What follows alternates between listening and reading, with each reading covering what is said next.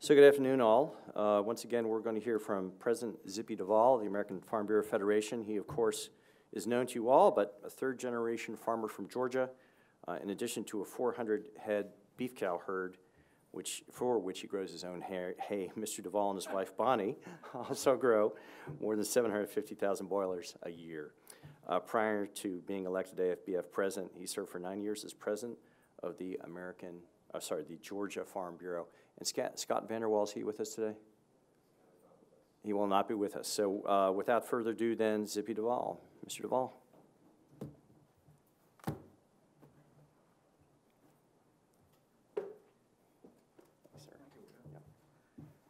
Well, I have trouble growing hair. Oh, did I say? Yeah. I should have said hey. You got to it. You got to it. Well, thank all of y'all for being here. We're real excited about our convention. Needless to say, we've got a great lineup, and some of it's already started. So we appreciate each one of you being here. This is the right timing for the right people that's been put in place for our farmers and ranchers to be able to engage themselves and make sure that we shape agricultural policy for the future. And we are so excited about having this opportunity because of the opportunities that this administration and the people that have been appointed have allowed us to have a seat at the table. And you know, that happens in a lot of administrations. It seems to be a little more open in this one, so I'm not being critical of any particular administration. So we're looking forward to the opportunities that's coming up in this next year, and we're celebrating what we've accomplished this year. And this convention is a place where we all come back together as one Farm Bureau to help support the policies that we will be voting on Tuesday. So having that, I'll just stop and take some questions that are, yes, sir. So you spoke about trade policies that wouldn't be disruptive to agriculture, immigration policies that wouldn't be disruptive to agriculture. President Trump ran as a hardliner on both of those issues. If he follows your advice, aren't you afraid that he would lose support from a significant portion of his base? No, I don't think so, because I think this man is a businessman. He understands that our companies, our American companies, including American agriculture, has to be able to move their products into 95% of the population that lives outside of our country. And I think he has his way of going about negotiating, and he has the best interest of the American people and the American farmers and ranchers at heart in trying to accomplish that. Yes, sir. Mr. Duvall, Ron Hayes out of Oklahoma City. You're obviously going to have at least maybe a few moments with the president where he speaks to Farm Bureau members. You know, what would you like to really communicate to him? What are the most, things highest on your priority list that you want to let him know about Farm Bureau, about the needs of farmers and ranchers? Yeah. First of all, I'm going to thank him for putting the people that he has put in place. And the opportunity we've had to build relationships with them. Then I'm going to thank him for the work that he's done on tax reform, and we're real proud of what we've gotten accomplished in tax reform, and we want to continue to work on what was put in there temporarily to make it permanent in the future, and we're going to emphasize that. But then I'm going to roll immediately to the biggest problem that faces American agriculture today, and that is immigration and ag labor. It is the biggest problem that faces our farmers and ranchers every day when they get up, worrying about whether or not they're going to have enough people to be able to get their job done. It's the biggest limiting factor we have on our farms today. It is a limiting factor of bringing our young people back to the farm because they have to have the labor to get the job done. So, and then after that, I'm going to make sure that I'm going to tell him that everybody in the room is a little nervous about trade. And if he can share a word or two to give them something to hang on and have some confidence in what we're doing, because none of us really know what's going on behind the closed doors where they're negotiating.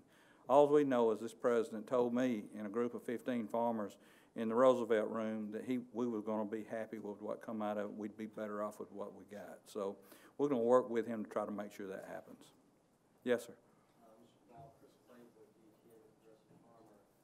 Concerning is it though that this administration so far is focusing its time on going back and renegotiating old trade deals versus focusing on opening up for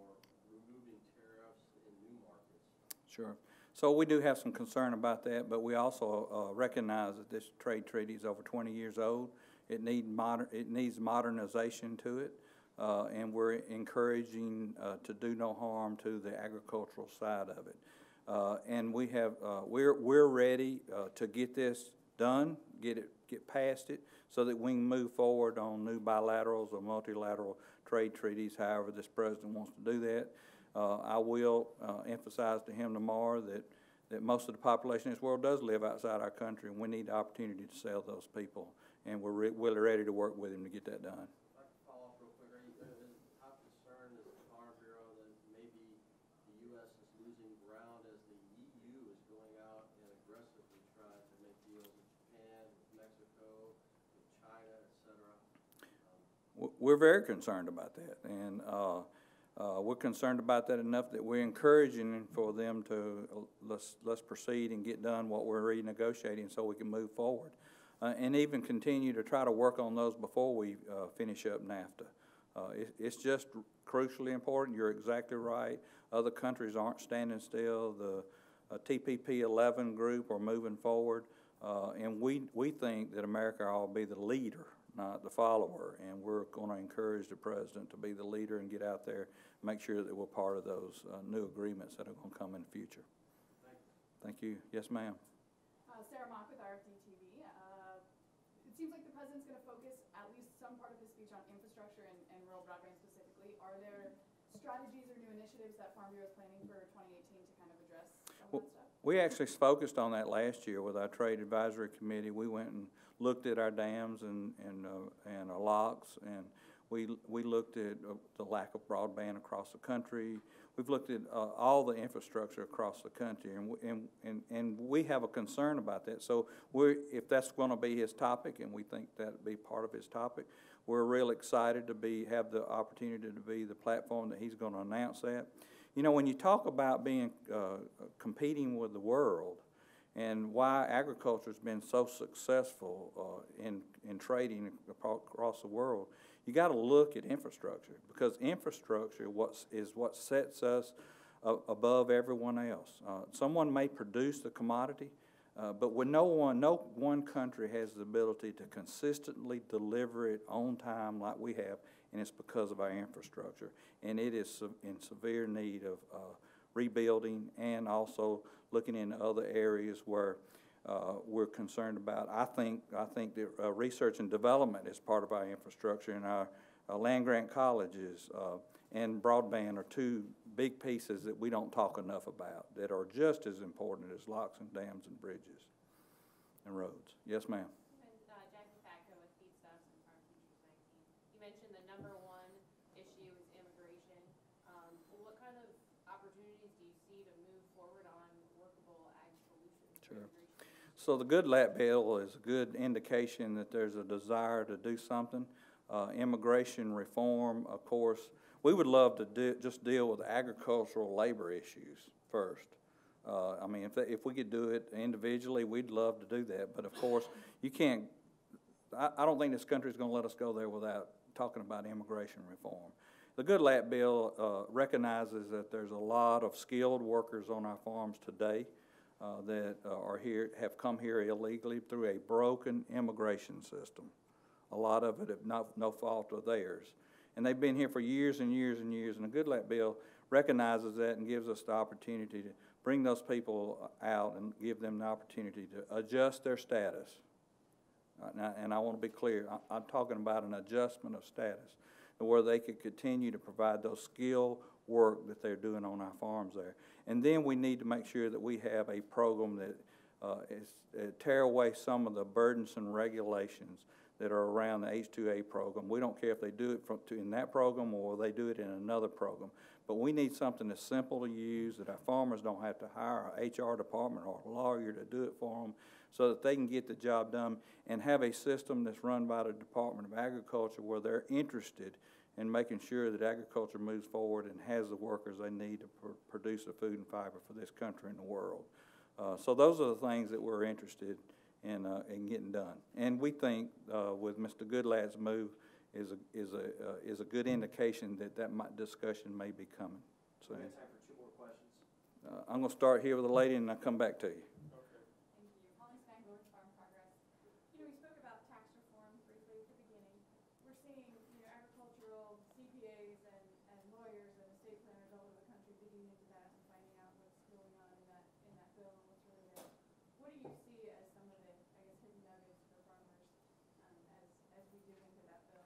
Well, first of all, if agriculture was treated a little different, it should be. It's a different kind of business, and we had a lot of things in the tax code that was beneficial to us, that we depended on to be able to be there year in, year out. Of course, one of the standing things that we have been pushing for so long was elimination of the state tax. And of course, we didn't get it eliminated, but we did get the exemption doubled. And we think that this doubling of that exemption is going to take 99% of the farmers that might face a problem out of that situation. And it is one of the stipulations that is temporary, so we would like to see it become permanent. So we retain cash accounting. We're got the 20% increase in deduction. You know, there's some new things in there that's been very beneficial, and then we were able to keep up our stepped-up basis along with all that. You know, this tax code, we picture it as a really encouraging things that could happen in the tax code that helps us pass our farms on and keep agriculture on the land. And that's been a huge problem in agriculture for quite a while. Yes, sir. This is very different. I have heard that you are going to ask for a national dues increase. Is that going to be part of the deliberations on Tuesday? And my second question is, because of all the discussion of California legalizing recreational marijuana and the Attorney General's questions, does Farm Bureau represent marijuana farmers? So the first part of your question had to do with dues increase, and let me correct the statement that you made, because I do not ask for that. I'm a leader of this organization. This organization is a grassroots organization, and what I did was try to create an environment where our grassroots could discuss the financial situation of our organization. It's been years and years and years since we've had a dues increase, and all of us know what the cost of doing business has done. I created that environment for them to have the conversation, and then the representatives that our grassroots elected, which is our board of directors, had numerous meetings discussing that, and they're the one that's proposing to the delegation to consider a dues increase. And our delegates always will make the right decision. Of course, your second question, you want to re-quote it again and see if I can. Well, okay. I was in California for New Year's.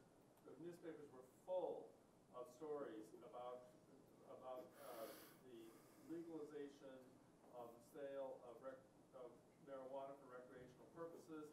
There were stories about farmers converting land, with various implications of this. Could a small marijuana patch provide stability to farmers? All these things. Then, of course, the Attorney General has said that he's freeing the law enforcement officers to implement the U.S. laws against marijuana production and distribution. So the question I have in this setting, does Farm Bureau represent marijuana farmers? Do you have any policy on this? Mace, you're going to have to help me. I'm sorry. We're in support of additional growth in the industrial hemp area. Our policy doesn't say anything about recreational marijuana or the growth of that. However, you know, there are probably some farmers out there who are members of Farm Bureau who are involved. That's what I would say. Yeah, and I've heard a lot of conversation about the industrial hemp, but I don't know that policy-wise we've attempted to speak to recreational marijuana. I'm up to you. A couple more questions. Yes. I just want to, Not get you. Catherine Boudreau with Politico. I've heard mixed signals from the administration about whether they're actually trying to come up with some sort of contingency plan for farmers if the president decides to withdraw from NAFTA. So if you could provide any clarification on, there's talks going on about a plan or pots of money, I think is what Senator Grassley said at one point. Yeah, there has been no communication between me and the Secretary of Agriculture about there being a Plan B or something that's there. He's been my discussions with the secretary is that this trade treaty is gonna be negotiated, and our farmers and ranchers are gonna be okay in the end. And I don't know about y'all, but I have a lot of faith in Secretary Sonny Perdue. And Phil? Yes, spoke right for technical. You talked, interested what your message to the president is going to be at the meeting about the farm bill. You talked about critics were coming after it. In fact, you know, last year in the budget, OMB basically proposed most of those ideas in the Firm Act. Are you going to talk to him about that? And what is that that you worried at all about that budget? Yeah, if I have enough time to get to the Farm Bill, I will discuss the importance of the Farm Bill. Of course, Congress is going to write that bill, and we're going to be focused on trying to educate the administration, continue to educate the Secretary of Agriculture from the farmer's point of view of what's being proposed by the House and House and Senate Ag committees. And we're going to be focusing on Capitol Hill to get that done.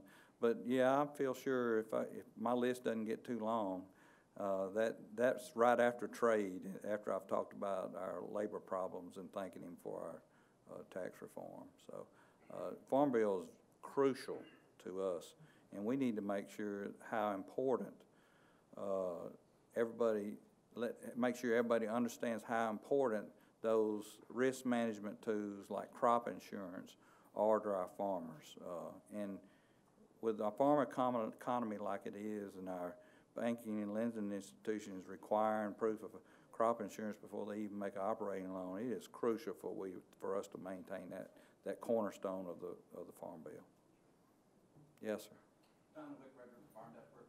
We're all familiar with the holds on Northey and Dow, but there's a lot of other key positions in the administration that haven't been filled yet this far into the term of the presidency.